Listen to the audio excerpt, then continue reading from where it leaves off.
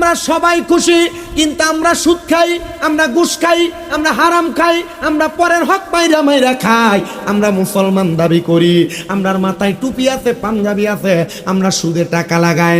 আপনারা বলেন এমন হারাম করো, সুদ করো, তারা মুসলমান দাবি করে আবার সুদের টাকা খায়, এমন মুসলমানও বাংলার সমাজে আছে না নাই? শুধু আছে না, আমরা সমাজের মানুষ এ সুদকুটিরে ধরে নিয়ে মসজিদ কমিটির সভাপতি বানাই। আমরা সমাজের মানুষ এ সুদকুটিরে ধরে নিয়ে মসজিদের সেক্রেটারি বানাই। আমরা সমাজের মানুষ এলাকার সর্দার মাতাব্বরির দায়িত্বে সুদখোর, ঘুষখোর, হারাম খোরটিরে দেয়। কথা কোন ঠিক কিনা? ভাই ভাতিজার জমি দখল করে 500 টাকা খাইয়া বিচার ঘুরাইয়া দেয়, এমন মাতাব্বরের কাছে, সর্দারের কাছে, ফদাইনার কাছে দেয়। আল্লাহর কসম করে বলি রে, মুসলমান দাবি করে যদি হারাম খাও, সুদ খাও, ঘুষ খাও, পরের হক মেরে খাও, আর 500 টাকা এক কাপ চায়ের কাছে বেচা দেয়া বালা বিচারটারে খারাপ ভাবে ঘুরাইয়া দাও, ওদার কসম ও নবীর উম্মতের দলেরা, এই বিচারের কারণে আমার আল্লাহ তাআলার কাঠগড়ায় আটকা পড়া যাইবা। এবার আপনারা বলেন, নামে মুসলমান, কামে সুদ খায়, ঘুষ খায়, এমন হারামখোর সমাজে আছে না না? বেড়ারা সুদ খায় না শুধু, বাড়ি বাড়ি আমার চাচিরা, আমার মামিরা সুদের ব্যবসা করে। কথা কয় না, কিন্তু চাচার কাছে কয় কাকা সম্ভব হইবনি, 10,000 টাকা দিতেন 3 মাসের লাগা। চাচাকে আমার কাছে নাই, তো চাচির কাছে থাইয়া দেখ, তার বইনে দিছিল, তার কাছে কয়টা টিয়া সাইল্লা দিবার লাগিয়া। এবির কাছে হাওলাতে লেগে গেলে আমার কাছে কে আসেনি, তবে রাখ একটু ছাইয়া দিয়ে আমার বোন, তাই কাছে কয়টা টিয়া আছে, এগুলা সাইল্লা সাইল্লা তাই সংসারটা চলে, তাই জামাই কামাই দিবি নাই, তাই মানুষের টিয়ারি দিলে এগুলা দিয়ে কোনো রকম সংসারটা চলে। মানে বুঝছেননি, আল খাটা লইবার লাগিয়া। এ বেডিয়া, তোমরা যারা পর্দার অন্তরালে তাই আমার ওয়াজ শুনতেছ আর সুদের ব্যবসার লগে জড়িত আছো, বাড়ি বাড়ি সুদের টেহা লাগাও, তোমার বইনের টিয়ার বোন জিতিয়া কইয়া কইয়া সুদের টেহা লাগাও। আল্লাহর কসম গো, আমার আল্লাহ তাআলা তোমারে কঠিন বিচার করবে। আল্লাহ তাআলা এমন মহিলা সুদ করতে গা আমরা হেফাজত করক, জোরে কোন আমিন। আরেকটা সুদ আছে, ন্যাশনাল সুদ, যেটা আমরা দেশে চলে আর কি। বেড়ার এলাকায় মানুষ সুদখোর কইব, এলাকায় মানুষ ঘুষখোর কইব, এ কথা চিন্তা কইরা বেড়া এলাকাতে সুদের টেহা লাগায় না। আগে সরকারি চাকরি করত, 20-30 লাখ টাকা পেনশনের টেহা পাইছে, এবার চা দোকানে বয়ে বয়ে মানুষের গিবত করে, মানুষের বদনাম করে। এবার যদি কয় কাকা কামাইর ভিডিও নাই, এখন চলেন, কেমনে কয় আল্লাহ তালায়, কিন্তু তলে তলে খবর লইয়া দেখা যায় এবার ব্যাংকে 20 লাখ টাকার এফডিআর করে রাখছে। এই এফডিআর নামক ইন্টারন্যাশনাল সুদ, এটা হালাল না, এটা হারাম। অনেকে চিন্তা করে আর ধরা দি খাইলে লাগবে। আরেকটা সুদ, আপনার বউ আপনার ফার্ম দিয়া খাওয়ায়। এটা কোনটা আমি জানি না, আজকের ওয়াদের পরে আর আমার এই এলাকায় দাওয়াত হইতো। কালকে তা ধরে বই বই করবো, ও সবই ঠিক আছিল, শুধু একটু সাইডে ফেটে গেছে গা।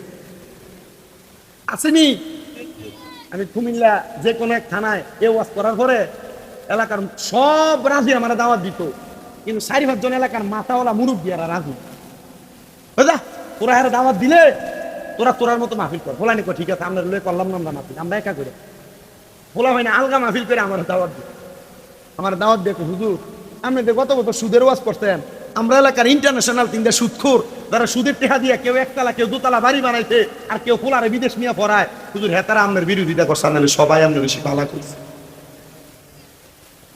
আমি বুঝা লইছি, তার মানে আমার বিরোধিতা যদি করে এমন একটা সুদখোরিত করবো, কি কন? যে সুদ আপনার বউ আপনার হাম দিয়া খাওয়াই, ওই সুদ আর অন্য কোনো সুদ না। ওইটা হলো দেখবেন আপনার বউ আপনার একদিন কানে কানে কয়, তুমি যে যা ইনকাম করো সব খাইয়া লাও। এ স্বামী, আমার আবুদার তো একটা ভবিষ্যৎ আছে, আমার জিপুতির একটা ভবিষ্যৎ আছে, আয়ো না ব্যাংকের মধ্যে আমরা 2 জনে মিলে একটা ডিপিএস করি, আল্লাহ কয় ওই বান্দার জবানটা আমি আল্লাহর কুদরতি জবান হয়ে যায়। বান্দা যখন হাত দিয়ে কোনো কাজ করে ওই হাতটা আর বান্দার হাত থাকে না, ওই হাতটা আমি আল্লাহর কুদরতি হাত হয়ে যায়। বান্দা যখন তার কান দিয়ে কোনো কিছু শ্রবণ করে ওই কানটা বান্দার কান থাকে না, ওই কানটা আমি আল্লাহর কুদরতি কান হয়ে যায়। এই জন্য আপনাদের সবার কাছে বলবো বেশি বেশি করে আল্লাহর কোরআন তেলাওয়াত করার জন্য। আসেন মুহাব্বতের আওয়াজে আমার আল্লাহ তাআলার কালামে হাকিম কোরআনের তেলাওয়াত করেন আর পড়েন আউযু বিল্লাহি মিনাশ শাইতানির রাজিম বিসমিল্লাহির রাহমানির রাহিম হুয়াল্লাযী আরসালা রাসূলাহু বিল হুদা ওয়া দীনিল হক ليظهره على الدين كله ولو كره المشركون. وقال تعالى في كلامه المجيد وفي فرقانه الحميد واعبدوا الله ولا تشركوا به شيئا وبالوالدين إحسانا. وقال في حديث الشريف عن أنس بن مالك رضي الله تعالى عنه قال سمعت رسول الله صلى الله عليه وسلم إن من أشرط الساعات أن يرفع العلم ويكسر الزهل ويكثر الزنا ويكثر شرب الخمر ويقل الرجال ويكثر النساء حتى يكون ل50 امرأة القيم الواحد متفق عليه أو كما قال عليه الصلاة والسلام. وقال في شان حبيبه ومحبوبه ومعشوقه مخبرا وآمرا إن الله وملائكته يصلون على النبي يا أيها الذين آمنوا صلوا عليه وسلموا تسليما. اللهم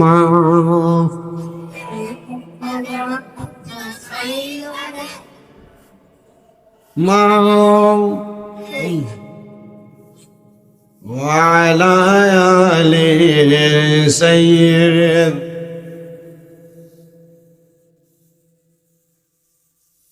আরেকটু জবান খুলে মুহাব্বতের আওয়াজে পড়েন আল্লাহুম্মা সাল্লি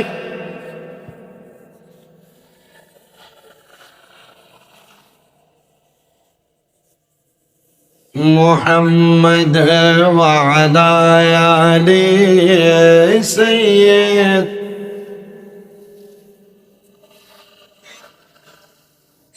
يا رسول الله حبيبي আপনি আমরার জানের জান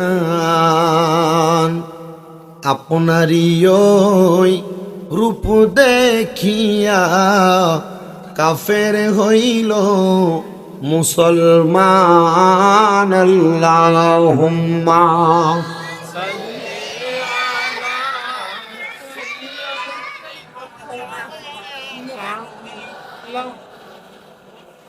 মুহাম্মাদ ওয়া আলা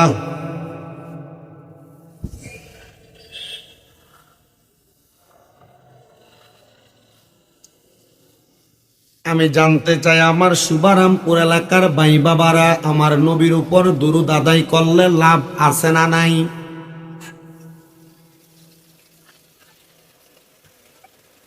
আমার নবীর উপর কেন আপনি দুরূদ আদায় করবেন আর আপনার লাভটা কি?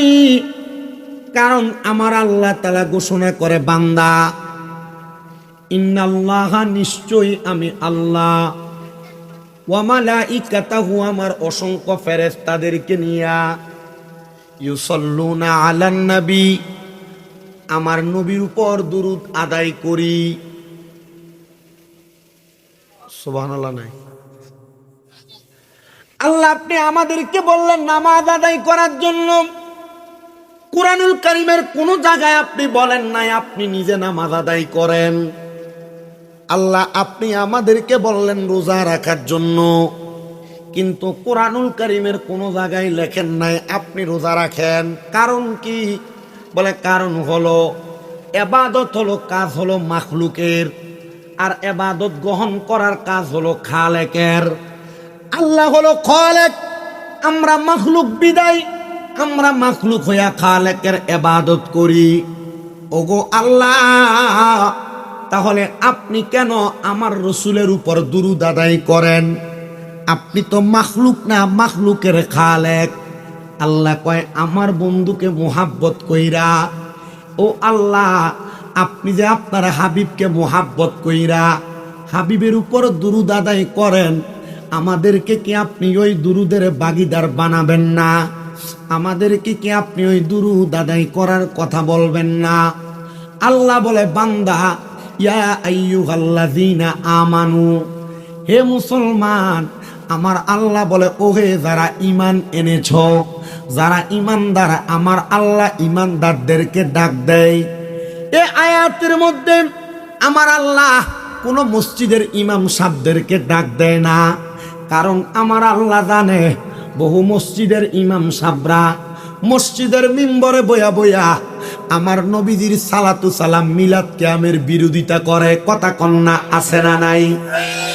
আমার আল্লাহ জানে বহু মসজিদের ইমাম সাহেবরা মাথায় পাগড়ি লাগায়া, পাঞ্জাবি লাগায়া, টুপি লাগায়া, ইমাম সাহেবরা মুখের মধ্যে দাড়ি লাগায়া তারা আমার নবীর শানমান আজমতের বিরোধিতা করে নবীর নূরকে অস্বীকার করে। কথা কন্যা ঠিক কিনা? আমরা যারা আহলে সুন্নাত ওয়াল জামাত দাবি করি, আমাদের আকীদা বিশেষ করে এই অঞ্চলটার মধ্যে যিনারা আবাদ করেছেন অঞ্চলটা, আমি জানি সোনাকান্দা দরবার সহ এই অত্র অঞ্চলের মধ্যে বিভিন্ন দরবারের মাশায়েখ আমরা এলাকা আবাদ করেছি। জিনাদের অতল গহব্বরের বরকতটা আমরা ভুলে যাইতে পারবো না। কিন্তু নতুন নতুন আলেম সাইজা আমাদেরকে ধোঁকা দেওয়ার যদি চেষ্টা করে, আমরা ধোঁকাবাজিতে পারবো না। কারণ আমরা তাদের ধোঁকাবাজি বুঝা গেছি। তারা এতদিন পর্যন্ত আমরা কইতো আমার নবীর মিলাদুন নবী পালন করা বেদাত, এখন দেখি তারা দুর্গা পূজার যায়। ও ভাই, মিলাদুন নবীরে বেদাত কইয়া দুর্গা পূজায় যাওয়া এটা কোন কোরআন হাদিসে আছে? যদি দেখাইতে পারো তুমি হালাল জাদা, না দেখাইতে পারলে হারাম জাদা। মিলাদুন নবীর তাবারুকরে বেদাত কইয়া মন্দিরের পূজার প্রসাদ খাইছে। আপনার কি কষ্ট হইতেছে? এতদিন পর্যন্ত মুনাফিক চিনাইতে আমরার বড় কষ্ট হইতো। সাধারণ পাবলিক আমরারে কইতো হুজুর আপনার মাথায় ফাগরি, এরার মাথায়ও ফাগরি, আপনার মাথায়ও পাঞ্জাবি, এরার পাগায়ও পাঞ্জাবি, আপনার মুখেও দাড়ি, এরার মুখেও দাড়ি।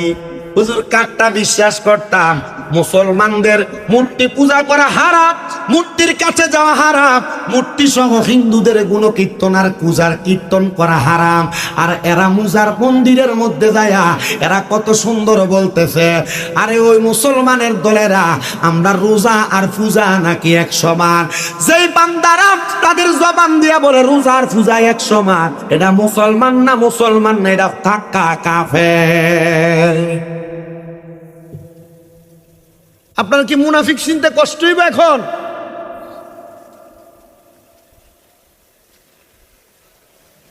আপনারা বলেন পাঞ্জাবি টুপি পাগড়ি লাগায়া আল্লাহর হাবিবের শান আজমত দুরুদ কাম শরীফের বিরোধিতা করে এমন পাঞ্জাবি ওলাও সমাজের ভিতরে আছে না নাই? মিলাদ বেদাত, কিয়াম বেদাত। সোনাকান্দার হুজুররা আমরারে বেদাত শিখিয়ে গেছে, শাহপুরের ফিরসা হুজুররা আমরারে বেদাত শিখিয়ে গেছে। শাহজাহান সিরকুটের গোলামিরা যারা গোলামি করে এরা বেদাত করে। আরে তুমি কোন জাতের মৌলবী, দাঁতটা মৌলবী আইলা, তুমি এখন আমরা দাঁত শিখাইতেছ? তার মানে বোঝা যায় না না না না, তুমি তো পাঞ্জাবি আর ফাগরি টুফি লাগাইয়া আমরারে মিলাদ কিয়াম বেদাত কিয়াম মন্দিরে যাইতে পারছো, বুঝা গেছে তোমার লেভেলটার উপর দিয়ে দুধের লেভেল, ভিতরে তুমি মদ বিক্রি করতে মুসলমানদের ঈমান হরণ করার জন্য। এরা সমাজে বিভ্রান্ত সৃষ্টি করে, এরা আলেম নয়, এরা শয়তান, এরা শয়তান, এরা শয়তান। কেন হাত তুলে বলেন ঠিক কিনা?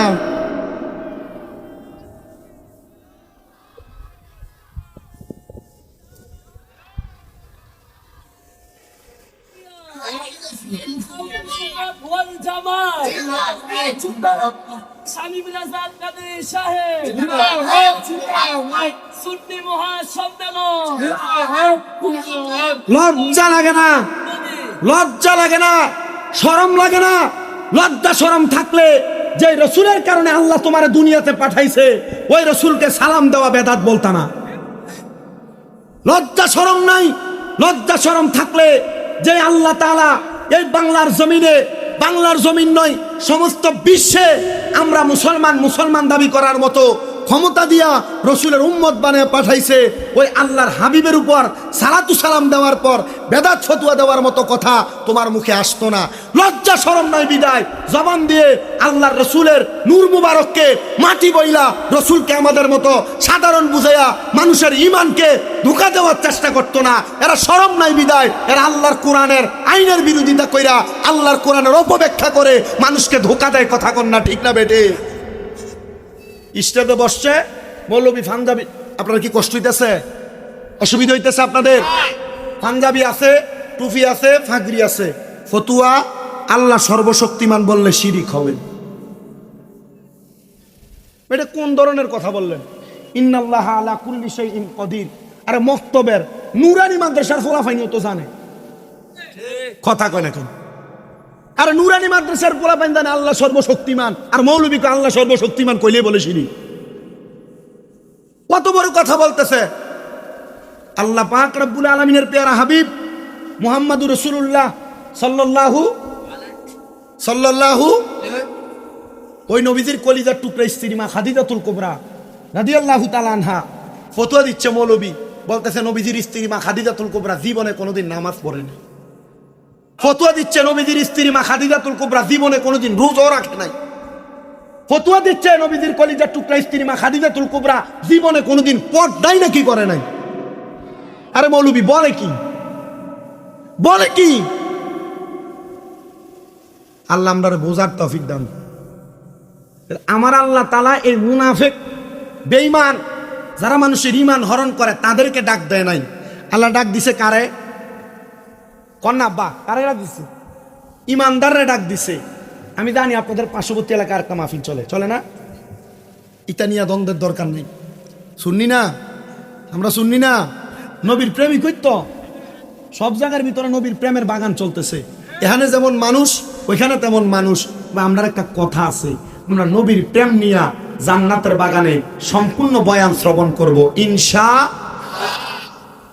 বললেন ইয়া আইয়ুহাল্লাযীনা আমানু, হে ঈমানদারেরা, সল্লু আলাইহি, তোমরা ওই নবীর উপর দুরূদ আদায় করো।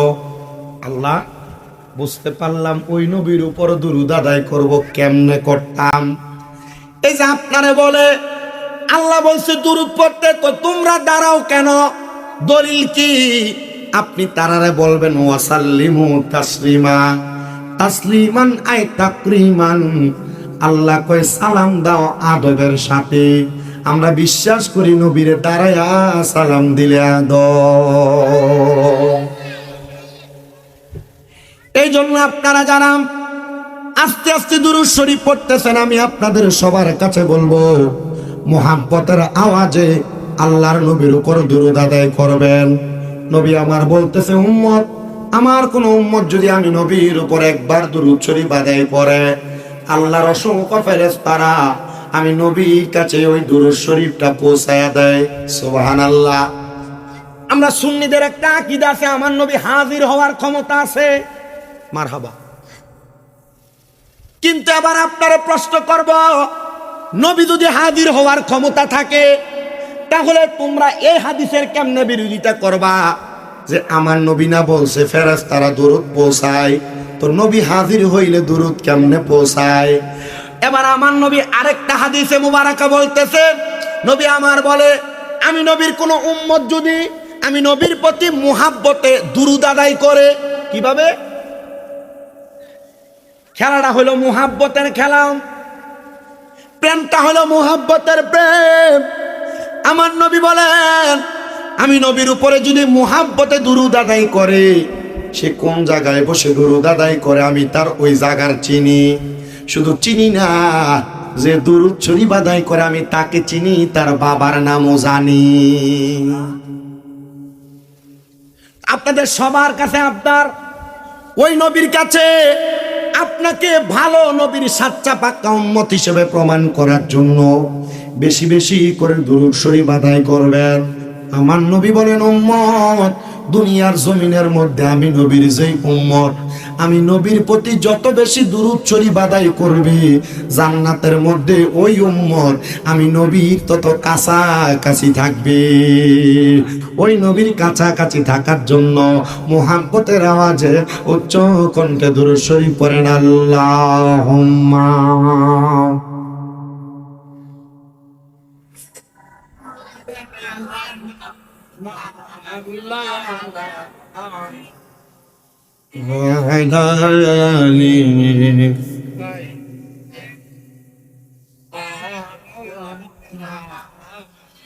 নবীজি আপনার ভালোবাসায় জীবনের গুনাহ ঝরে যায়।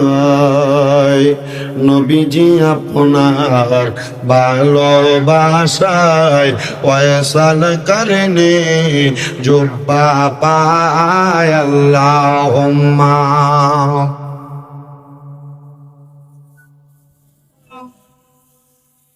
মাওলানা মুহাম্মদ ওয়া আলা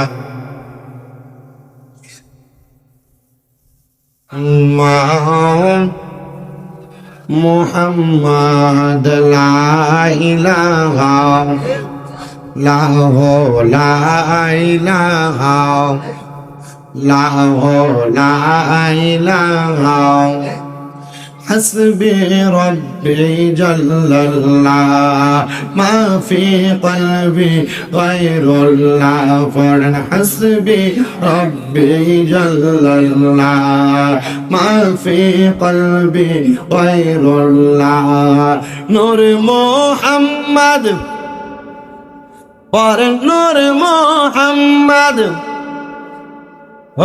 لا إله إلا الله لا إله لا إله আল্লাহ আদম হাওয়া বানাইলা, তুমি বেহেশতের মাঝে রাখিলা। বলেন আদম হাওয়া বানাইলা, আল্লাহ বেহেশতের মাঝে রাখিলা।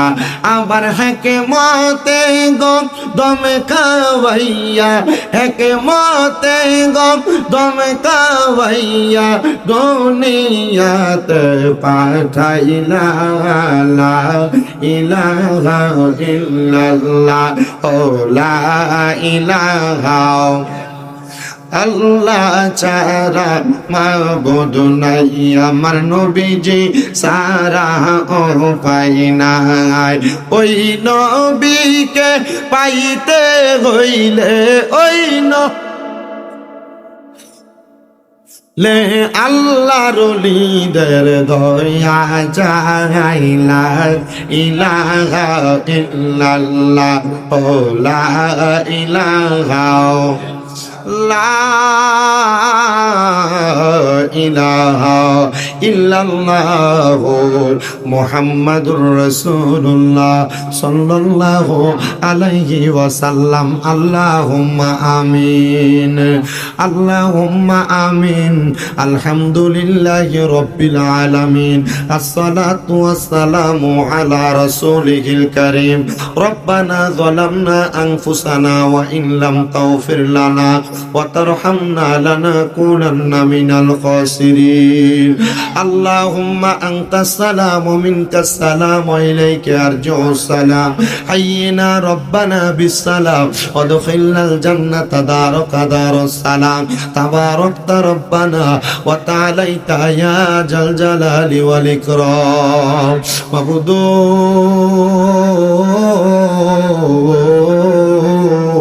ও দয়াল আল্লাহ একটু রহমতের নজর করে তাকে দেখেন গো আল্লাহ এই কুমিল্লা জেলার অন্তর্গত হোমনা থানাধীন শোভারামপুর 2 সরকারি প্রাথমিক বিদ্যালয় মাঠ প্রাঙ্গণে কবরবাসীর রূহের মাগফিরাত কামনায় ইসলামী সুন্নি মহাসম্মেলন সাজাইয়া আমার সঙ্গে এলাকার ওলামায়ে কেরাম দাড়ি পাকা মুরব্বী বাবারা যুবক নওজোয়ান ভাইয়েরা ছোট্ট ছোট্ট মাসুম বাচ্চারা পর্দার অন্তরালের আমার কত মা বোনেরা জীবনের গুনাহগুলা মাপ পাওয়ার আশায় আমিন আমিন করে 2টা হাত বাড়িয়ে দিছে গো আল্লাহ যার হাত তোমার দরবারে মায়া লাগে পছন্দ হয় ওই হাতের উসিলায় আমরা প্রত্যেকের জীবনের গুনাহ মাফ কইরা আমরার বেগুনাহ মাসুম বান্দা বানায়া দাও আল্লাহ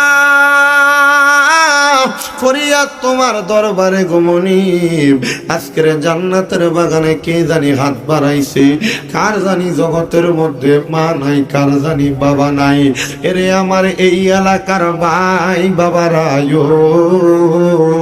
কিরে ভাই মাইকের আওয়াজ তোমাদের কানে যায়নি রে ভাই মুনাজাত হইতেছে রে ভাই আমার আল্লাহর দরবারে আমিন আমিন করে 2টা হাত বাড়াইয়া দাও আমাদের বিশ্বাস আছে রে ভাই আমার আল্লাহ একটা হাত খালি ফিরাইয়া দিবে না এরে আমার এই শোভারামপুর এবং আশেপাশে এলাকার মা বোনেরা গো কি গো মা মাইকের আওয়াজ তোমাদের কানে যায়নি গো মা মুনাজাত হইতেছে গো মা তাড়াতাড়ি তোমার ঘরের একটা কর্নারের মধ্যে নামাজের মুসল্লাটা বিছাইয়া আল্লাহর দরবারে আমিন আমিন করে 2টা হাত বাড়াইয়া দেন গো মা আমরার বিশ্বাস আছে গো মা আমার আল্লাহ একটা হাত খালি ফিরাইয়া দিবে না মারা গো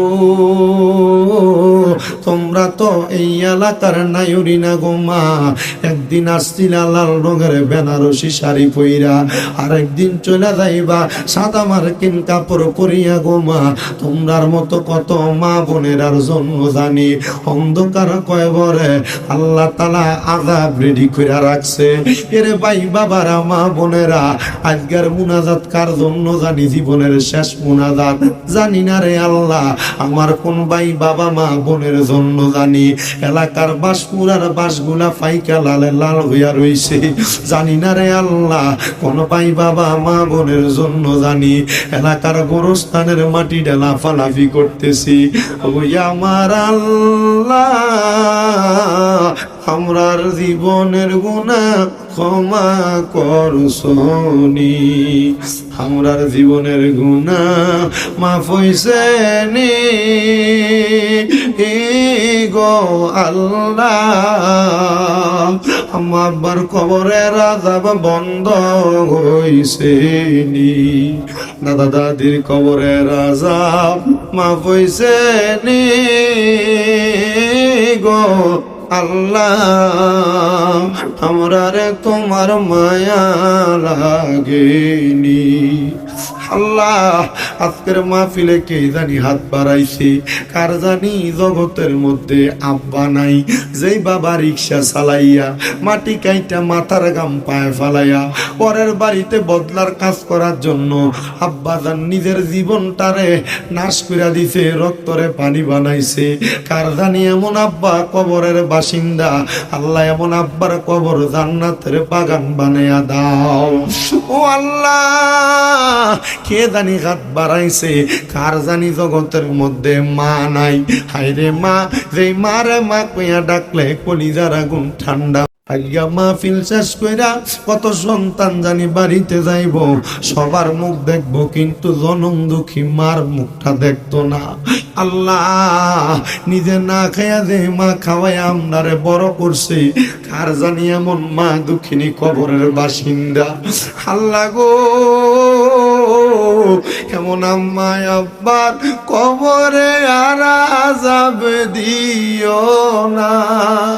মনিব যাদের মা নাই বাবা নাই, আম্মা আব্বার কবর জান্নাতের বাগান বানিয়ে দাও। যাদের মা বাবা বেঁচে আছে গো, হায়াতে তৈয়বা নসিব করে দাও। আম্মা আব্বার খেদমত করার তৌফিক দান করো। এই মাহফিলে যারা টাকা দিয়া, পয়সা দিয়া, শ্রম দিয়া, বুদ্ধি দিয়া, পরামর্শ দিয়া, মাইক দিয়া, লাইট দিয়া, প্যান্ডেল দিয়া, মিডিয়ার বাইরা সহ সম্মানিত শ্রোতা মণ্ডলী, পুরুষেরা, পর্দার আড়ালের মা বোনেরা, আল্লাহ প্রত্যেকের দোয়া তুমি কবুল মঞ্জুর করে নাও। মনিব আল্লাহ অনেক প্রবাসীরা বিদেশ থেকে দোয়া চায়, আল্লাহ আমার প্রবাসীদের দোয়াগুলা কবুল মঞ্জুর করো। প্রবাসীদের হায়াতের রিজিকে বরকত দাও। আল্লাহ প্রত্যেকের ব্যবসা বাণিজ্য কাজকর্মে চাকরি বাকরিতে বরকত দিয়া, যারা পড়ালেখা করে বিদ্যা বুদ্ধি বাড়াইয়া দাও। বিশেষ করে সুদানের মুসলমানদের উপর অত্যাচার হচ্ছে, আল্লাহ আমার সুদানের মাজলুম মুসলমানদেরকে তুমি হেফাজত করো। আল্লাহ ইসরায়েল জালেম বাহিনীর জুলুমের শিকার আমার ফিলিস্তিনের মুসলমান ভাইরা, আল্লাহ ফিলিস্তিনের মাজলুম মুসলমানদেরকে তুমি জালেমের হাত থেকে উদ্ধার করো। আর আমাদেরকে মরম দেওয়ার আগে বারবার মক্কা মদিনা তাওয়াফ জিয়ারত নসিব করায়া, আখিরি জবানে মধুর কালেমা পড়াইয়া দিয়েন লা ইলাহা ইল্লাল্লাহু মুহাম্মাদুর রাসূলুল্লাহ সাল্লাল্লাহু আলাইহি ওয়াসাল্লাম। একটা জবানও কেউ বন্ধ রাখবেন না।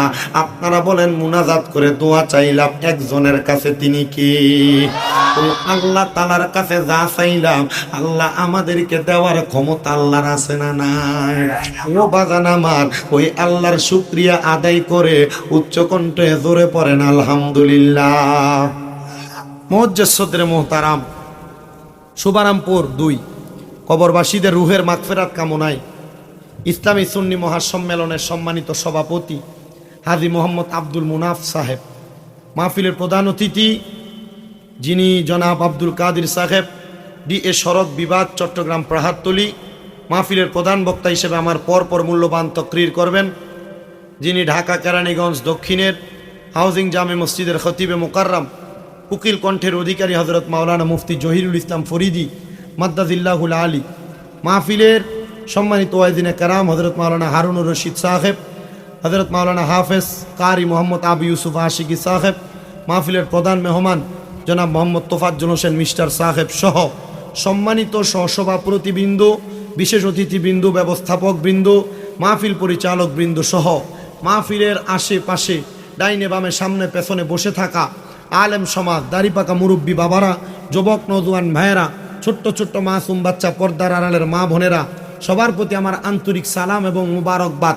আল্লাহ তাআলা আজকের জান্নাতের বাগানে আমাদের সবাইকে আসার বসার তৌফিক দান করেছেন। আমরা সবাই সে আল্লাহ তাআলার শুকর গুজার করে মোহাব্বতের আওয়াজে উচ্চ কণ্ঠে জোশে গোশে জবান খুলে বলি আলহামদুলিল্লাহ। আপনারা বলেন এই জান্নাতের বাগানে আসতে পেরে বসতে পেরে আমরা সবাই খুশি নাকি বেজার? আল্লাহ আমাদের আশা বসাকে জান্নাতে আশা বসার সাথে কবুল করেন, পড়েন আমিন। আমি আপনাদের কাছে কুরআনুল কারীমের সূরা সফের একটা আয়াত তেলাওয়াত করেছি, যে আয়াতে আল্লাহ তাআলা বলেন হুয়াল্লাযী আরসালা রাসূলাহু বিল হুদা, যে যিনি আপন রাসূলকে হেদায়াত ওয়া দীনিল হাক্কি, সত্য ধর্ম, লিয়ুযহিরাহু আলাদ্দীনি কুল্লিহি, সেটাকে সমস্ত ধর্মের উপর শ্রেষ্ঠত্ব দান করে প্রেরণ করেছেন।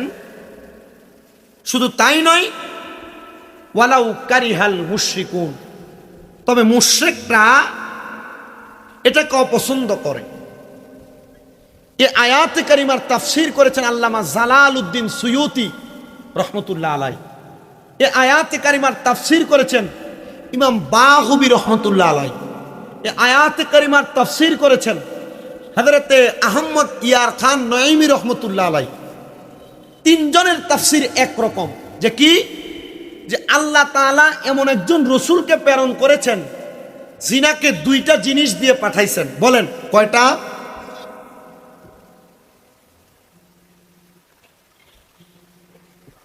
আল্লাহ তাআলা যে দুইটা জিনিস দিয়ে আমার রসুলকে পাঠাইলেন, ওই দুইটা জিনিস হলো, এক নাম্বার হেদায়াত, আর একটা হলো শ্রেষ্ঠ ধর্ম। কিন্তু ওই রাসূলকে ইয়ানে রাসূলুম বামানা মুহাম্মাদুর রাসূলুল্লাহ সাল্লাল্লাহু আলাইহি ওয়াসাল্লাম, নবী জোরে সরে পড়ি আলহামদুলিল্লাহ। আল্লাহ তাআলা ওই নবীকে দিয়ে কিভাবে হেদায়েতের বাণী পাঠাইলেন, হেদায়েতের নূর প্রজ্বলিত করলেন, তারপর মানুষকে দ্বীনের প্রতি আহ্বান করলেন। একটু মন দিয়ে শুনবেন। আমার রসুল দুনিয়ার জমিনের মধ্যে আসার আগে থেকেই তিনি রসুল ছিলেন। মারহাবা বলবেন না? আল্লাহ তাআলার প্যারা হাবিব যখন আলমে আরোহার মধ্যে ছিলেন, আমার আল্লাহ তাআলা বলেন, আমি দুনিয়াতে কোনো মানুষও সৃষ্টি করি নাই। আমি সৃষ্টি করার আগে আমার সব রুহের জগতের রুহের জগতের রুহগুলাকে নিয়া আমি আল্লাহ তাআলা প্রশ্ন করলাম, আলাস্তু বিরব্বিকুম, আমি কি তোমাদের প্রভু নয়?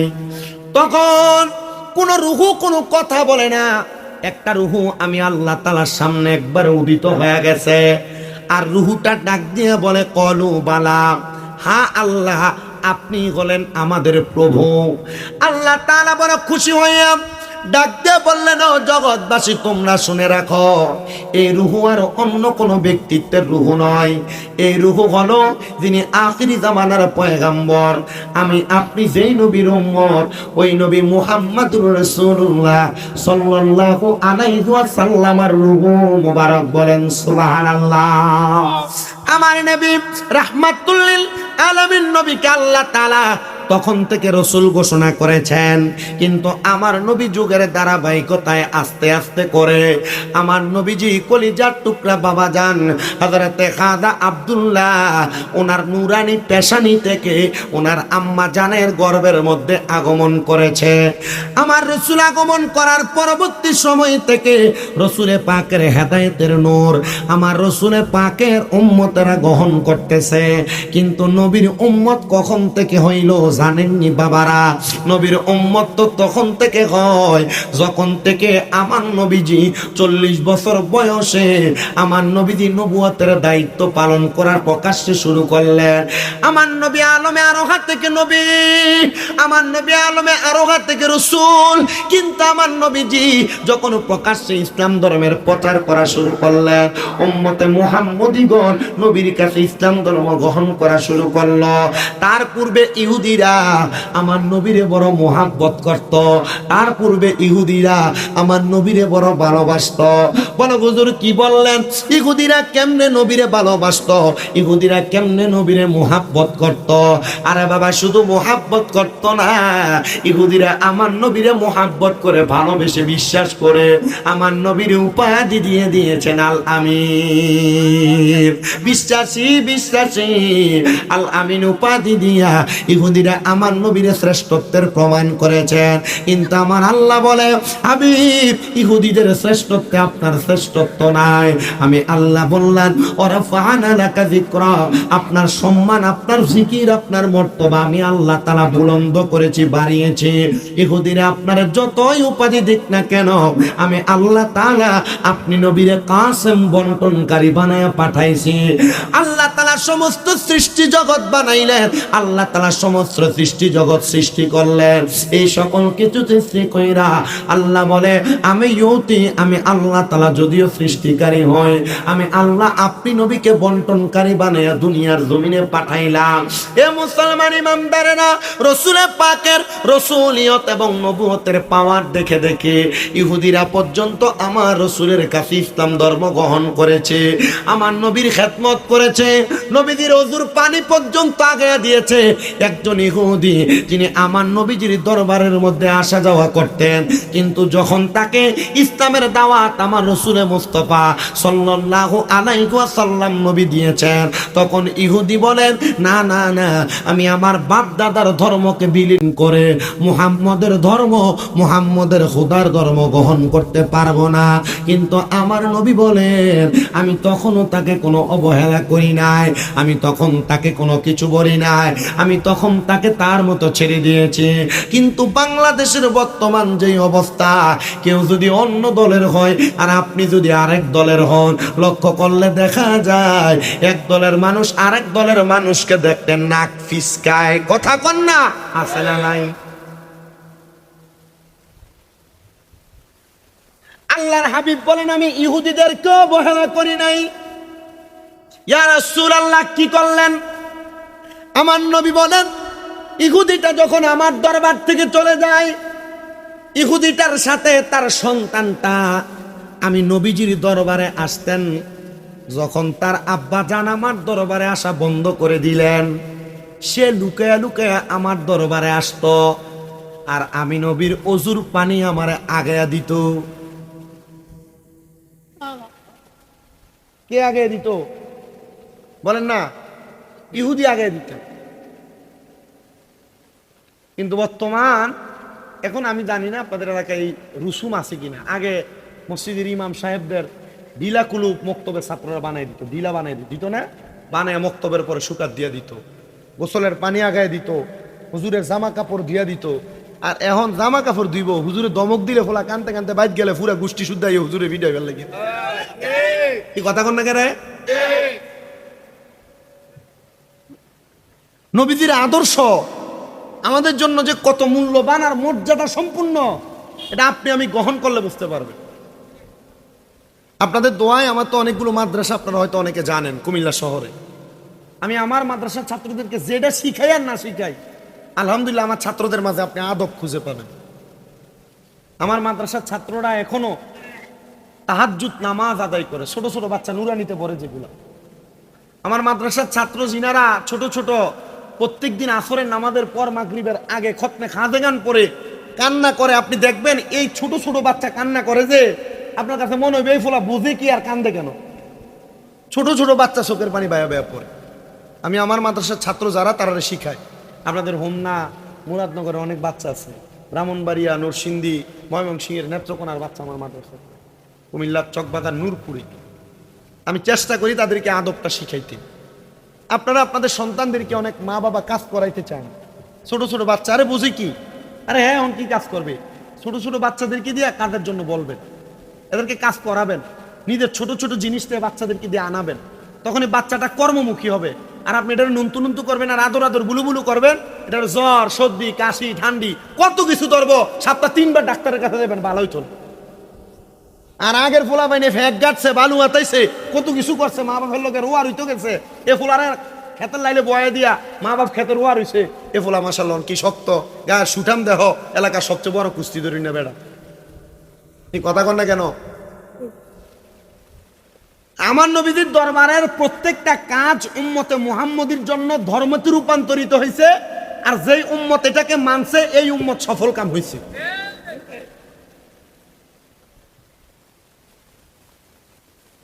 আমার নবী লক্ষ্য করে দেখলেন ওই ইহুদি তার দরবারে আর আসে না, কিন্তু ইহুদির ছোট ছেলেটা আমার নবীজির খেদমত করার জন্য লুকায়া লুকায়া আমার নবীজির ওযুর পানি সে আগায়া দেয়।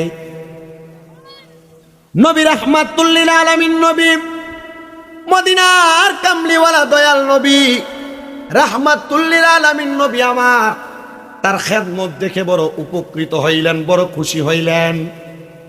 নবী আমার বলেন, অল্প কিছুদিন যাওয়ার পর ওই বাচ্চাটা যখন আমার দরবারে আসে নাই, আমি ফজরের নামাজ পর্যন্ত অপেক্ষা করলাম, জোহরের নামাজ পর্যন্ত অপেক্ষা করলাম, আমি আসর পর্যন্ত অপেক্ষা করে আর সহ্য করতে পারলাম না।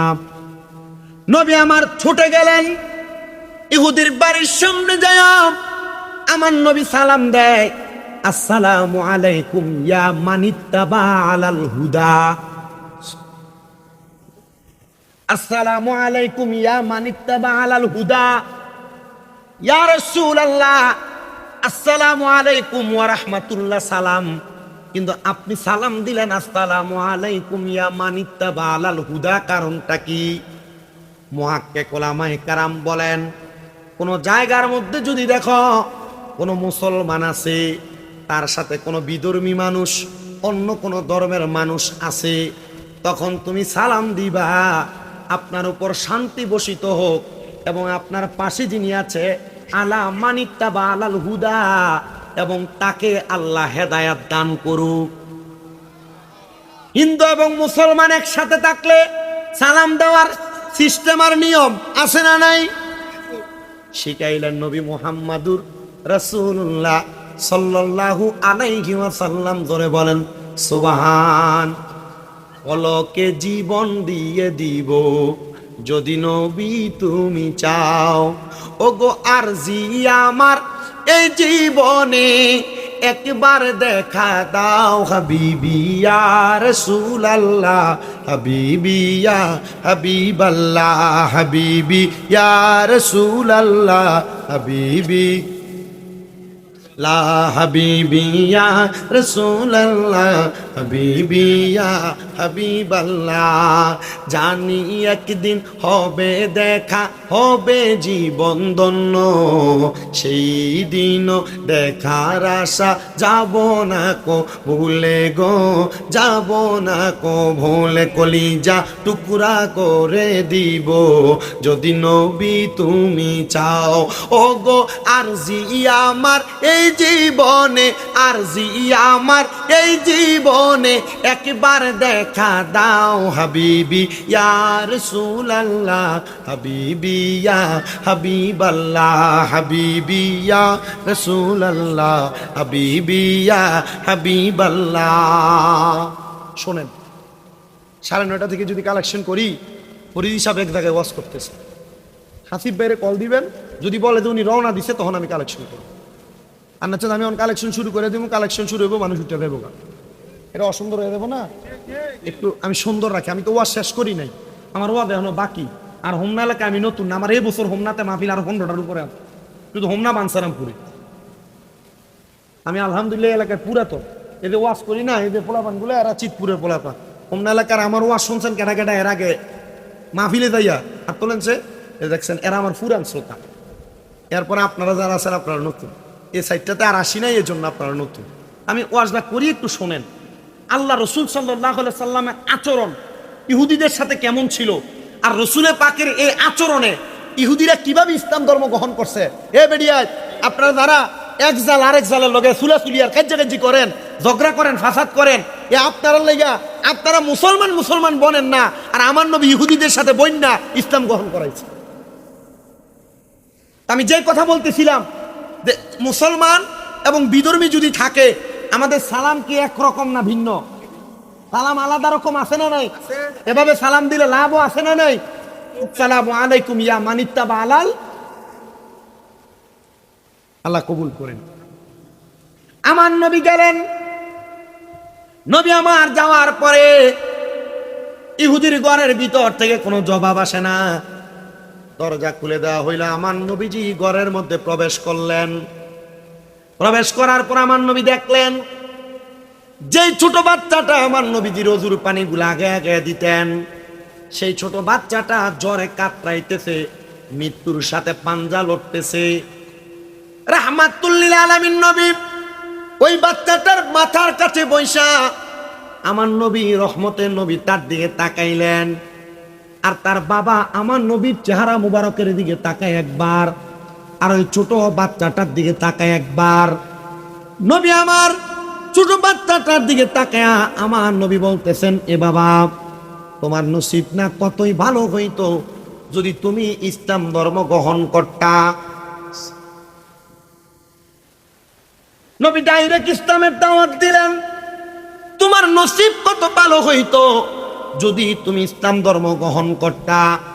আমার নবী রাহমাতুল লিল আলামিন নবীদের এই কথা শুনা ছোট ইহুদির বাচ্চা ছেলেটা আমার নবীজির সামনে তার আব্বার চেহারার দিকে তাকায় একবার, আর আমার নবীজির চেহারা মোবারকের দিকে তাকায় একবার, বাবার চেহারার দিকে তাকায় একবার, আমার নবীজির চেহারার দিকে তাকায় একবার। তখন বাবা তার মাথা দ্বারা এবং মুখ দ্বারা ইশারা করলেন, হ্যাঁ নবীজি যেই কথা বলতেছে সেই কথাটাই সত্য। ওই ছোট বাচ্চাটা সাথে সাথে আমার নবীজির সাথে জবানের সঙ্গে জবান মিলে পড়লেন, লা ইলাহা ইল্লাল্লাহ মুহাম্মাদুর সাল্লাল্লাহু আলাইহি ওয়াসাল্লাম। কেউ আস্তে আস্তে পড়তেছে, কেউ জোরে জোরে পড়তেছে, আর কেউ গুনগুনাইতেছে। না রে বাবা, নবীজির এই কালেমা গুনগুন করে পড়েন না। যদি সম্ভব হয় দৈনিক কমসে কম 20 বার এই কালেমা শরীফ পড়বেন। যদি 20 বারে মৃত্যুর কথা স্মরণ করে কালেমা শরীফ পড়ে আপনি মারা যান, আপনার মরণটা শহীদের মরণ হয়ে যাবে। এজন্য আপনারা আস্তে আস্তে কালেমা শরীফ পড়েন না, একটু মুহাব্বতের আওয়াজে আবার পড়েন লা ইলাহা মুহাম্মাদুর সাল্লাল্লাহু আলাইহি ওয়াসাল্লাম। জবান খুলে উচ্চ কণ্ঠে জোরে পড়েন আলহামদুলিল্লাহ। ছোট বাচ্চাটা কালিমা পড়ার সাথে সাথে আমার নবী রাহমাতুল লিল আলামিন, নবী মদিনার তাজদার হুজুর নূর সাল্লাল্লাহু আলাইহি ওয়াসাল্লাম নবী আমার বাইরে বের হয়ে গেলেন। নবীর সঙ্গী সাথী সাহাবায়ে কেরামের দিকে তাকে আমার নবী হাসতেছেন আর বলতেছেন, তার কপাল কত ভালো, তার নসিব কত ভালো, সে জান্নাতীদের কাতারে পড়ে গেছে। চিন্তা করে দেখেন, আমার নবীজির জবানের সাথে জবান মিলে কালেমা পড়ার কারণে সে জান্নাতীদের কাতারে পড়ে গেছে। এজন্য আমার নবী হেদায়েতের নূর এবং সত্য ধর্ম নিয়ে আগমন করেছে। সত্য ধর্মের বাণী, সত্য ধর্মের স্পর্শ যারা যারা পাইছে তারাই দুনিয়া এবং আখিরাতকে উজ্জ্বল বানাইছে। এবার আপনারা বলেন, এই সত্য ধর্ম ইসলাম পায় আপনারা সবাই খুশি না বেজার? সত্য ধর্ম ইসলাম পাই আমরা সবাই খুশি, কিন্তু আমরা সুদ খাই, আমরা ঘুষ খাই, আমরা হারাম খাই, আমরা পরের হক মাইরা মাইরা খাই, আমরা মুসলমান দাবি করি, আমরার মাথায় টুপি আছে, পাঞ্জাবি আছে, আমরা সুদে টাকা লাগাই। আপনারা বলেন এমন হারাম করো, সুদ করো, তারা মুসলমান দাবি করে আবার সুদের টাকা খায়, এমন মুসলমানও বাংলা সমাজে আছে না নাই? শুধু আছে না, আমরা সমাজের মানুষ এ সুদকুট্টিরে ধরে নিয়ে মসজিদ কমিটির সভাপতি বানাই। আমরা সমাজের মানুষ এ সুদকুট্টিরে ধরে নিয়ে মসজিদের সেক্রেটারি বানাই। আমরা সমাজের মানুষ এলাকার সর্দার মাতাব্বরির দায়িত্বে সুদখোর ঘুষখোর হারাম কুট্টিরে দেয়। কথা কোন ঠিক কিনা? বাইবাতিদার জমি দখল করে 500 টাকা খাইয়া বিচার ঘুরাইয়া দেয়, এমন মাতাব্বরের কাছে, সর্দারের কাছে, ফতাইন্নার কাছে দেয়। আল্লাহর কসম করে বলি রে, মুসলমান দাবি করে যদি হারাম খাও, সুদ খাও, ঘুষ খাও, পরের হক মেরে খাও, আর 500 টাকা এক কাপ চায়ের কাছে বেচা দেয়া বালা বিচারটারে খারাপ ভাবে ঘুরাইয়া দাও, ওদার কসম ও নবীর উম্মতের দলেরা, এই বিচারের কারণে আমার আল্লাহ তাআলার কাঠগড়ায় আটকা পড়া যাইবা। এবার আপনারা বলেন, নামে মুসলমান, কামে সুদ খায়, ঘুষ খায়, এমন হারাম খোর সমাজে আছে না না? বেড়ারা সুদ খায় না, শুধু বাড়ি বাড়ি আমার চাচিরা, আমার মামিরা সুদের ব্যবসা করে। কথা কয় না, যদি চাচার কাছে কয় কাকা সম্ভব হইবনি 10,000 টাকা দিতেন 3 মাসের লাগা, চাচাকে আমার কাছে নাই, তো চাচির কাছে থাইয়া দেখ, তার বইনে দিছিল, তার কাছে কয়টা টিয়া সাইল্লা দিবার লাগিয়া। এমনির কাছে হাওলাতে লেগে গেলে কয় আমার কাছে কে আসেনি, তবে রাখ একটু ছাইয়া দিয়ে আমার বোন তাইর কাছে কয়টা টিয়া আছে, এগুলা সাইল্লা সাইল্লা তাই সংসারটা চলে, তাই জামাই কামাইয়ের দি নাই, তাই মানুষের টিয়ারি দিলে এগুলা দিয়ে কোনো রকম সংসারটা চলে। মানে বুঝছেননি, আল খাটা লইবার লাগিয়া। এ বেডিয়া, তোমরা যারা পর্দার অন্তরালে তাই কামার ওয়াজ শুনতেছ আর সুদের ব্যবসার লগে জড়িত আছো, বাড়ি বাড়ি সুদের টেহা লাগাও, তোমার বইনের টিয়ার বোন জিতিয়া কইয়া কইয়া সুদের টেহা লাগাও। আল্লাহর কসম গো, আমার আল্লাহ তাআলা তোমারে কঠিন বিচার করবে। আল্লাহ তাআলা এমন মহিলা সুদ করতে গা আমরা হেফাজত করক, জোরে কোন আমিন। আরেকটা সুদ আছে, ন্যাশনাল সুদ, যেটা আমরা দেশে চলে আর কি। বেড়ার এলাকায় মানুষ সুদখোর কইব, এলাকায় মানুষ ঘুষখোর কইব, এ কথা চিন্তা কইরা বেড়া এলাকাতে সুদের টেহা লাগায় না। আগে সরকারি চাকরি করত, 20-30 লাখ টাকা পেনশনের টেহা পাইছে। এবার চা দোকানে বয়া বয়া মানুষের গিবত করে, মানুষের বদনাম করে। এবার যদি কয় কাকা কামাইর ভিডিও নাই এখন চলেন, কেমনে কয় আল্লাহ তালায়। কিন্তু তলে তলে খবর লইয়া দেখা যায় এবার ব্যাংকে 20 লাখ টাকার এফডিআর করে রাখছে। এই এফডিআর নামক ইন্টারন্যাশনাল সুদ, এটা হালাল না, এটা হারাম। অনেকে চিন্তা করে আর ধরা দি খাইলে আরেকটা সুদ, আপনার বউ আপনার ফার্ম দিয়া খাওয়ায়। এটা কোনটা আমি জানি না। আজকের ওয়াদের পরে আর আমার এই এলাকায় দাওয়াত হইতো,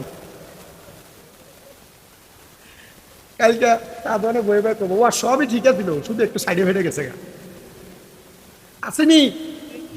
আমি কুমিল্লা যে কোনো এক থানায় এ ওয়াজ করার পরে এলাকার সব রাজি আমার দাওয়াত দিত, কিন্তু 4-5 জন এলাকার মাথাওয়ালা মুরব্বীরা রাজি।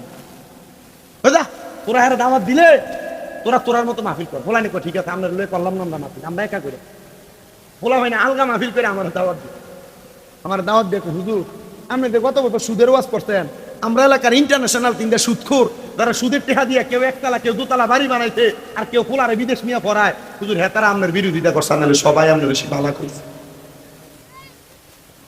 আমি বুঝা লইছি তার মানে আমার বিরোধিতা যদি করে এমন দুই একটা সুদ একটু করবো কি কন। যে সুদ আপনার বউ আপনার হাম দিয়া খাওয়াই, ওই সূত্রে আর অন্য কোনো সুদ না। ওইটা হলো দেখবেন আপনার বউ আপনার একদিন কানে কানে কয় তুমি যে যা ইনকাম করো সব খায় এলাও। এ স্বামী আমার আবুদার তো একটা ভবিষ্যৎ আছে, আমার জিহুতির একটা ভবিষ্যৎ আছে, আয়ো না ব্যাংকের মধ্যে আমরা দুইজনে মিলে একটা ডিপিএস করি। চিন্তা করতে চলো চলো আমি আমাদের গায়ে ফিরে গেছে। আপনার বউ আপনার যে ডিপিএসটা করাইতেছে, এই ডিপিএস আপনি 3 বছর 10 লাখ টাকা রাখলে 5 বছর পরে টেহা তুলতে 5 লাখ বেশি দিব। আরে 5 লাখ বেশি সুদের টেহা দিয়ে আপনি আপনার সুদের ভবিষ্যৎ করে করলেন। আমার বিশ্বাস হয় না রে, হারাম টাকা দিয়ে আপনার সুদের ভবিষ্যৎ হইব। আমার মনে করি হারাম টাকা দিয়ে সন্তানের ভবিষ্যৎ বানানোর পরে এ বলা কোনোদিন তার মা বাপের পাপ।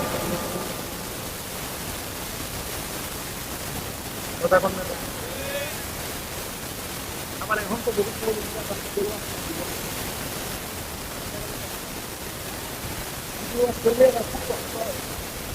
খুব কষ্ট, কেন গায়ে লাগে, কারণ এর মসজিদের সেক্রেটারি করতো সুদের ওয়াজ করবো কেমন। সামনে যদি 3টা খাবার খাবার ভাঙতে লাগাইয়া একবারে হাত লাগা আধা খোদে আদা বুঝি লাগাইয়া ঘুমাচ্ছি গাড়িদের শেষ করে শেষ করে বললে হাতে এইটা টুক করে এটা কুচকো এটা ভাই বোনের জমি সম্পদ মাইরে মেরে খাইয়া সামনে বসে ওনার এই ওয়াজ আর মহাজিয়া বাইরে না। সমাজের মানুষের ক্ষতি করার জন্য, সমাজের মানুষকে অত্যাচার অনাচার করার জন্য লক্ষ্য করলে দেখা যায় অনেক মানুষ বসে থাকে মানুষের ক্ষতি করার জন্য। এমন মানুষও জানেন হলো সমাজের মানুষের ক্ষতি করা। এবার আপনাদেরকে আমি একটা সুন্দর ঘটনা শোনাই, সুযোগ হবে আসার আগ পর্যন্ত আমি আপনাদের ওয়াজগুলা শুনে আপনাদের মনোমুগ্ধ করে করার চেষ্টা করবো। হে মুসলমান ইমানদারেরা, আল্লাহর হাবিব সাল্লাল্লাহু আলাইহি ওয়াসাল্লামের সাথে পাকা একজন বান্দা, তার নাম হলো হযরত আব্দুল্লাহ মারুফ মুসাফি রাহমাতুল্লাহ আলাইহি।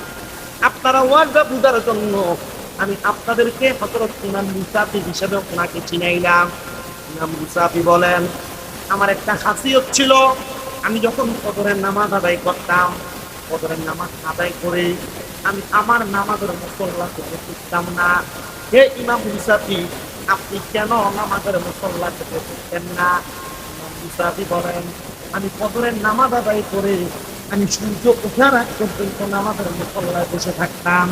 ফজরের নামাজের পরে সূর্য ওঠার পরে একটা নামাজ পড়ে, নামাজের নাম হলো তোহারের নামাজ। তোহারের নামাজ আদায় করতেন, বেশি উপরে কোনো কাজ থাকতে না। মাদ্রাসা লেভেলের মেশকাতুল মাসাবির বাবু সালাত অধ্যায়ের মধ্যে হাদিসগুলো আছে। আমার নবীজি ততক্ষণ পর্যন্ত ফজরের নামাজের পরে নবী নামাজের মুসল্লা ত্যাগ করতেন না, ততক্ষণ পর্যন্ত আমার নবী সূর্য উদয় হওয়ার পরে 2 রাকাত নামাজ না আদায় করতেন। আব্দুল্লাহ মারুফ মুসাফি বলেন, আমি প্রত্যেকদিন আমি ওই দুহারের নামাজ আদায় করে করে নামাজের মুসল্লা থেকে আমি পড়তাম। কিন্তু একদিন আমি সারা রাত ইবাদত করার কারণে আমি আমার ফজরের নামাজ আদায় করে আমি নামাজের মুসল্লার মধ্যে বসে রইলাম।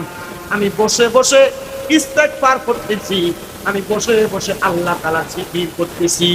কিন্তু আমি ওই দিন জিকির করতে করতে ইস্তেগফার করতে করতে আমি আমার নামাজের মুসল্লার মধ্যে ঘুমিয়ে গেছি। আমার সন্তান আলেমে দিন হইয়া গেলে ওই সন্তান তার মা বাবার জানাজার নামাজ পড়াইলে সালাম ফিরানোর আগে তার মা বাবার জীবনের গুনাহ মাফ। আমার মাদ্রাসার এক ছাত্র, তার বাপ রাগ সালাম, ওলা কোরআনে হাফেজ হয়েছে, কানতে কানতে আমার গলার ধরছে, হুজুর আপনার এক ওয়াজ শুনছি, এখন এটা আমার জীবন হয়েছে। আমি এলাম গন্ডমূর্খ, আমার দিতে কোরআনে হাফেজ, এখন বেড়া যে পরিমাণ পাঞ্জাবি আর টুপি পরে ঘুরে, তারপরে দেখলে বড় মুফতি ইমাম সাহেবের মতো লাগছে। কেন ভাল্লাইছেন হুজুর? আমার ফুতে হুজুর, আমার ফুতে হুজুর, আমি যদি ভ্যানচাট করে ঘুরি মানুষ আমার কি কইব? আর আল্লাহর দরবারে মুখ দেখাম কেমনে? এর লাগে আমি আমার লেবাসটা পরিবর্তন করে ফেলছি। মারহাবা কোন বেড়া। উনি ডাক দিয়া বলেন, আমার সন্তান কোরআনে হাফেজ হওয়ার পর আমি এমন একদিন নেশা করতে করতে আমি একবারে অবস্থা খারাপ আমার হয়ে গেছে, আমি মরে যাব এমন অবস্থা। আমি আমার স্ত্রীকে বললাম, হে আমার স্ত্রী, তোমার কাছে আমার একটা আবদার গো স্ত্রী, আমি তো তোমার কাছে কোনো কিছু চাই নাই, আমার সন্তানটারে আমারে শেষবারের মতো একবার দেখতে বলো না। সন্তান তো বাবারে দেখবে না, কারণ বাবা নেশা করে। সন্তান তো বাবারে দেখবে না, সন্তানের বাবা নেশা করে।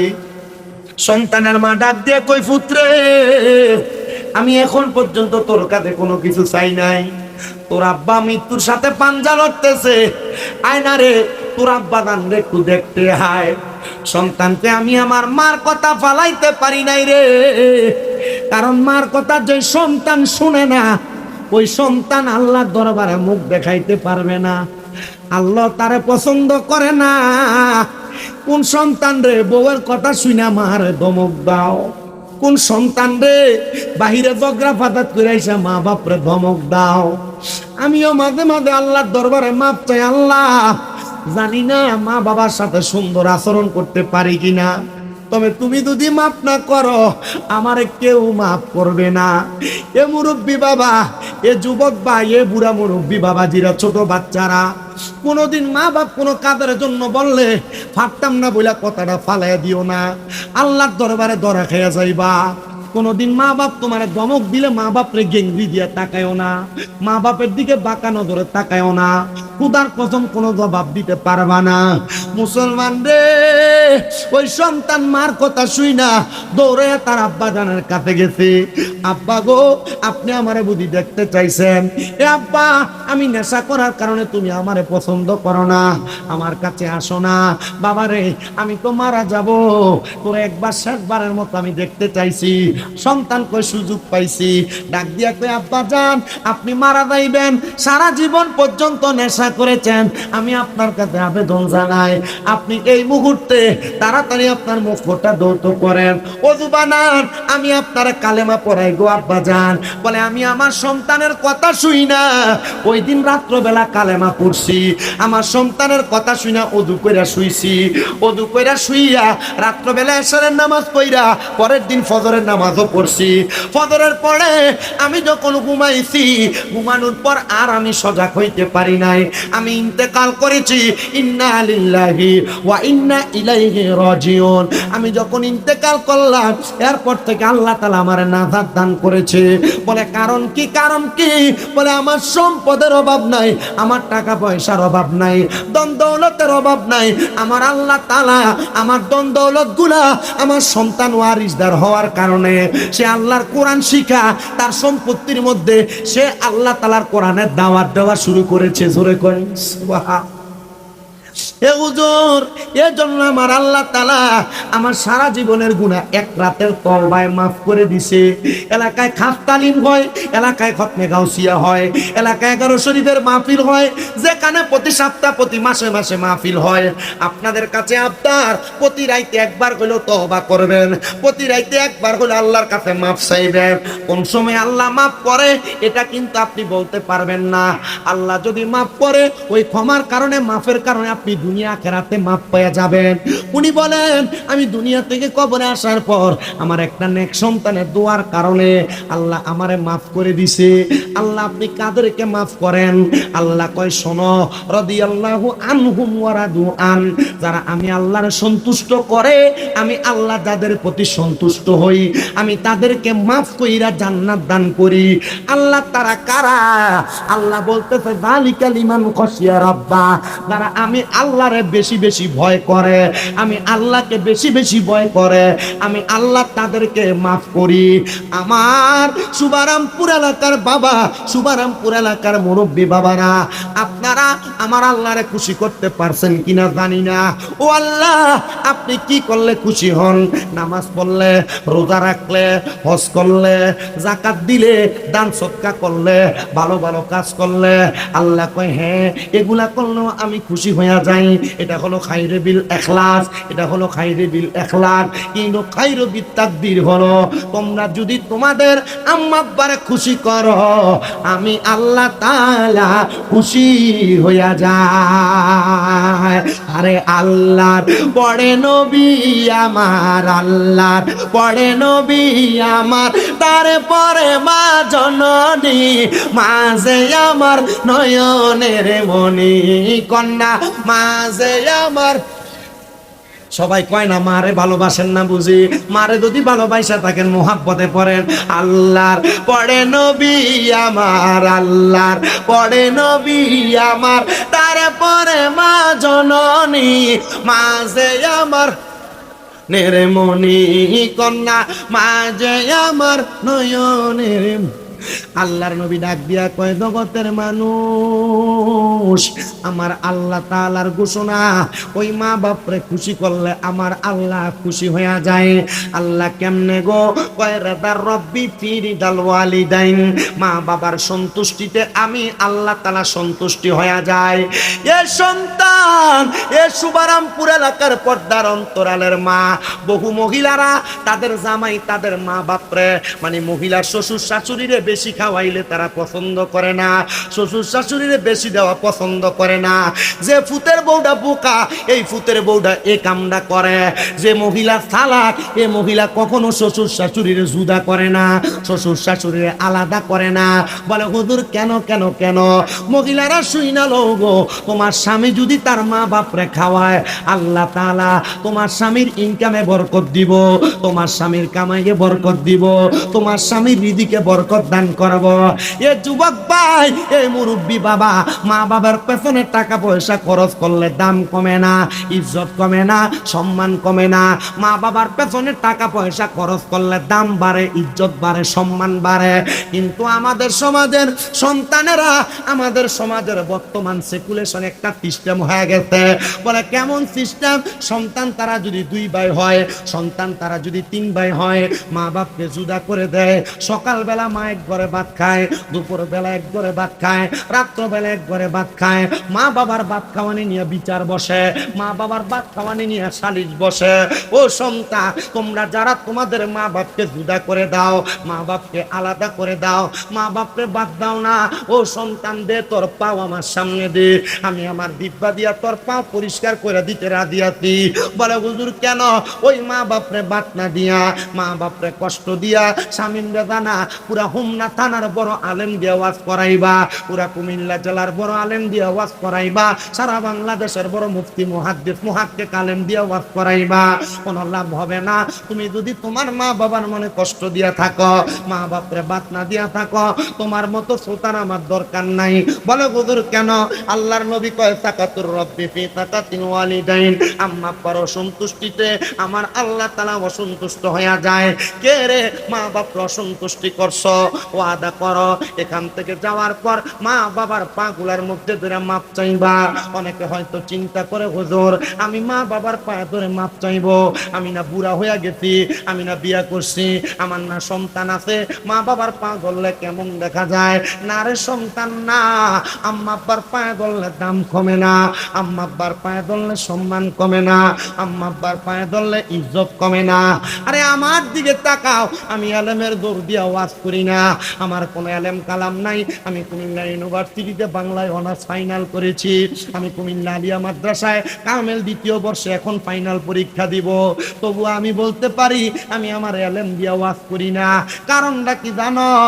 আমি যেই দিন মাদ্রাসায় 6-7 পড়ি, আমি একটা ওয়াজে শুনছিলাম আম্মা আব্বার কদমের মধ্যে চুমা দিলে আল্লাহর জান্নাতের চৌকাঠে চুমা দেওয়ার সওয়াব পাওয়া যায়। ওই দিন রাত্রবেলা বাড়িতে যাইয়া আমি আমার আম্মা আমার আব্বা জান খাটে ঘুমন্ত, আমি তারার পায়ে চুমা দিছি, চুমা দিছি বিদায় আল্লাহ তাআলা আমার জগতের মধ্যে মানুষের কাছে পরিচিত বানাইছে। আল্লাহ সুন্দর গাড়ি চড়ায়, দামি বাড়িতে রাখায়, এটার অন্য কোনো কারণ না, একমাত্র আমার মা বাবার দোয়ার বরকতে। আপনারা শুনলে হয়তো অবাক হইতে পারেন, আজকে 6 মাসের উপরে আমার আম্মা জান অসুস্থ অবস্থায় পড়ে আছে, আমার আম্মা জান অসুস্থ রাইকা রাইকা মাহফিলে আসি, আমার একটা ভক্ত আমার আম্মা জানের খেদমত করে, তবুও আমি আল্লাহর কাছে কাম দি, আল্লাহ আমি যে আমার মার খেদমত পরিপূর্ণ করতে পারি না, আল্লাহ গো এটার জন্য আপনি হয়তো আমার বন্দি করবেন, এটার জন্য আপনি হয়তো আমার জরিমানা করবেন, এটার জন্য হয়তো আপনি আমার ময়দানে মাসরে আটকাইবেন। ও আল্লাহ, মানুষ আমার দাওয়াত দিয়া দিয়া নিয়ে যায়, কিন্তু আমি আমার মায়ের খেদমতটার মধ্যে কোনো ত্রুটি রাখি নাই। আমি জানি যেই দিন আমার আম্মা জানের অপারেশন হইতে, ওই দিন থেকে আমি আমার আম্মা জানের পাশে পাশে ছিলাম।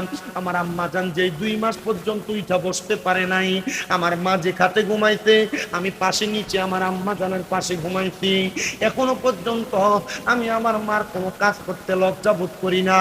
আজ তো আমি গোসল করার আগে নিজের হাত দিয়ে আমার পায়ের নখগুলা কাইটা দিছি, এটার কারণ আমি ছোট হই নাই। এই যে ওয়াদারে প্যান্ডেলে আমি স্টেজে বসছি, এই চেয়ারে আমার মুরব্বী আব্বারা, আমার থেকে বেশি আলেমওয়ালা হুজুররা বসা, এটা আমার কোনো জোর না, এটা আমার আম্মা আব্বার দোয়ার জোর। ওর সন্তান বিদেশ যাইতে পারো না, কামাই করা বরকত হয় না, কঠিন রোগ হয়ে রইছে ভালো হয় না, ওর সন্তান ব্যবসা করো বরকত হয় না। আমি বলবো রে আমার সুবারামপুরের বাবা, মা বাবার কদমে লুটে পড়বা, এখান থেকে বাড়িতে যাইয়া মা বাবার পাউদির মধ্যে ধরবা, যতক্ষণ পর্যন্ত তোমার মা বাবা মুখ দিয়া বলছে তোমার মাফ করে দিছি, ততক্ষণ পর্যন্ত মা বাবার পাও চাইরো না, চাইরো না, চাইরো না। কারণ মা বাবার পায়ে ধরলে তোমার দাম কমবে না, তোমার সম্মান কমবে না, তোমার ইজ্জত কমবে না। মা বাবার পায়ে ধরলে তোমার দাম বাড়বে, ইজ্জত বাড়বে, সম্মান বাড়বে। আরে আমি শুধু পায়ে ধরে সালাম করি না, আমি মাঝে মাঝে সুযোগ পেলে আমার এই ঠোঁটটি দিয়া মা বাবার পায়ে চুমা দেই। চুমা দিলে কি স্বাদ, কি মজা, আল্লাহর জান্নাতের চৌকাঠে চুমা দেওয়ার সওয়াব পাওয়া যায়। শিরিকার বেদাতের ফতুয়া তুলবা না, না, না, না, না, না, না, তুইতো না। কারণ আম্মা আব্বা এত বড় রক্ত, ওই মা বাবার মতো রক্তরে রক্ত না করলে জাহান্নাম। মা বাবার মতো রক্ত পাইতে থাকতে মাপ চাও। অনেকে চিন্তা করে হুজুর ঈদের সময় মা বাবার পা দিয়া সালামি তো করি না, আমি কেমনে মা বাবার পায়ে চুমা দিব? এ সন্তান, তুমি চুমা দাও আর না দাও, তুমি পা ধরে মাপ দাও আর না দাও, জানো নি রে, যাদের মা নাই, যাদের বাবা নাই, তারা চিন্তা করতেছে হুজুর যাদের বাড়িতে বাবা আছে, তাদের বাড়িতে মা আছে, তারা বাড়িতে গিয়ে মার পায়ে করে মাপ চাইব। আমার তো আম্মা নাই, আমি কার পায়ে করে মাপ চাইব? অনেকে চিন্তা করে হুজুর তাদের বাড়িতে বাবা আছে, তারা বাড়িতে যাইয়া বাবার পায়ে করে মাপ চাইব। ও হুজুর আমার তো আব্বা নাই, আমি কার পায়ে করে মাপ চাইব? ও সন্তান, তোমার আব্বা মা বড় কষ্ট করে তোমার মানুষ করছে, আপনার নিজের রক্তরে পানি বানাইছে, নিজে খায় নাই তোমারে খাওয়াইছে। আজকে ওই বাবা কবরে, আব্বা কবরে কেমন আছে তুই সন্তান জানো না। ভালোবাসি তোমায় বাবা, বুকটা যে যাইছি রে, তোমার কথা হৃদয় মাঝে বলছে বারে বারে, বাবা তুমি কেমন আছো ছোট মাটির ঘরে, তোমার কথা হৃদয় মাঝে পড়ছে বারে বারে, বাবা গো ও বাবা, বাবা গো ও বাবা। এ সন্তান, তোমার বাপ মা তোমার লাখ লাখ টাকার টাকা জমি দিয়া গেছে, তুমি ওই জায়গা জমি ব্যবহার করো, কিন্তু তুমি তোমার মা বাবার জন্য দোয়া করো না। সন্তান রে, মা বাপ তোমার যে লাখ লাখ টাকার সম্পদ দিয়া গেছে, তুমি প্রতি মাসে মা বাপরে যদি ফল কিনা খাওয়াইতা, তুমি 12 মাসে 12,000 টাকার ফল কিনা খাওয়ানো লাগতো, কিন্তু তোমার মা তোমার আব্বা যান এখন কবরে, মা বাপরে খাওয়াইতে পারো না। মা বাপকে টাকা তুমি দিয়া গেছে, যদি তোমার না থাকতো, যদি ভাড়া থাকতা, প্রতি মাসে 5,000 করে ভাড়া দিতা, 12 মাসে 60,000 টাকা ভাড়া দেওয়া লাগতো। একটা সন্তান কইবা হুজুর আমার মা বাপ থাকলে মা বাপকে খাওয়াইতাম, এই কবরস্থানটার জন্য আমি আমার আম্মা আব্বার মুহাব্বতে আমি 20,000 টাকা আল্লাহর হস্তে দান করে দিব, আমি 50,000 টাকা আল্লাহর হস্তে দান করে দিব, আমি 10,000 টাকা আল্লাহর হস্তে দান করে দিব। প্রধান বক্তার কাছে মাইক দেওয়ার আগে আমি একটা সন্তান চাই যার মা দুনিয়াতে নাই, যার বাবা দুনিয়াতে নাই, বলে হুজুর আমি যদি আমার আম্মা আব্বারে পাইতাম, আমার সম্পদের সব আমি আমার মা বাবার পেছনে ব্যয় করতাম।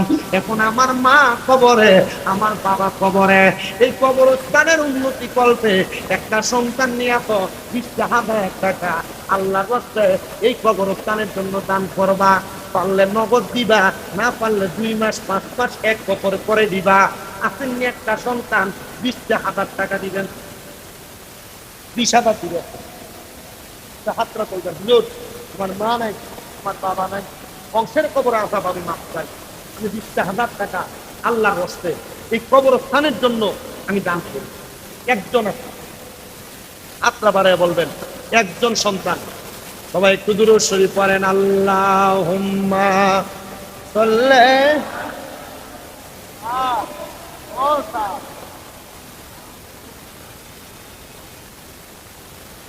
আলা আলি সাইয়্যিদিনা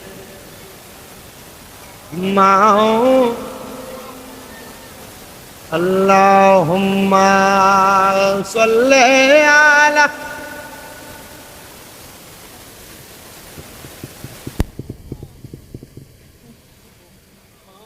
وعلى آله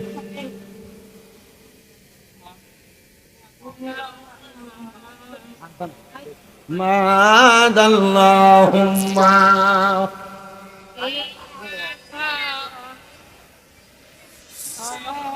مولانا وعلى آل سيدنا 20,000 টাকা দেওয়ার মতো একটা সন্তান চাই। বলে হুজুর আমি 20,000 পারবো না, আমি 10,000 টাকা আল্লাহর ওয়াস্তে এই কবরস্থানের উন্নয়ন কল্পে দান করব। আমি আপনাদেরকে একটা হিরিক দিয়ে দিচ্ছি, পারলে নগদ দিবেন, না পারলে 2 মাস 3 মাস 5 মাস 1 বছর পরে দিবেন। আসেননি? হ্যাঁ, রাধা মিয়া বুইয়া আপনার নাম নেই? মারহাবা, এটা তাকবীর হবে। আমরা আব্বা আম্মা চিনি বেটা, আব্বা আম্মা নাই? নারায়ে তাকবীর, নারায়ে রিসালাত। আল্লাহ কবুল করো, মঞ্জুর করো। মোহাম্মদ রাজা মিয়া ভুইয়া উনি দান করে দিয়েছেন 15,000 টাকা। জোরে বলি মারহাবা। আল্লাহ তোমার বান্দা জনাব মোহাম্মদ রাজা মিয়া ভুইয়া সাহেব যে আশা করে আল্লাহ এই গুরুস্থানের উন্নয়ন কল্পে দান করে যায় 15,000 টাকা। আল্লাহ তুমি তার বংশের কবর আযাব মাফ করো, হায়াতে বরকত দান করো, রিজিকে বরকত দান করো, মনের নেক নেক আশাগুলা পূরণ করো। আল্লাহ রাজা মিয়ার মনের নেক আশা পূরণ কইরা বিপদ থেকে মুক্তি দান করো। আছেন নাকি একটা ধন্য মায়ের ধন্য সন্তান, ধন্য বাবার ধন্য সন্তান, গুরুস্থানের উন্নয়ন কল্পে 10,000 টাকা দান করার মতো আসেনি কেউ? 10,000 দেওয়ার মতো আছেন নাকি? বলে হুজুর 10,000 পারবো না, আমি 5,000। হ্যাঁ মারহাবা, তাকবীরটা একটু জোরে হবে। নারে তাকবীর, নারে রিসালাত।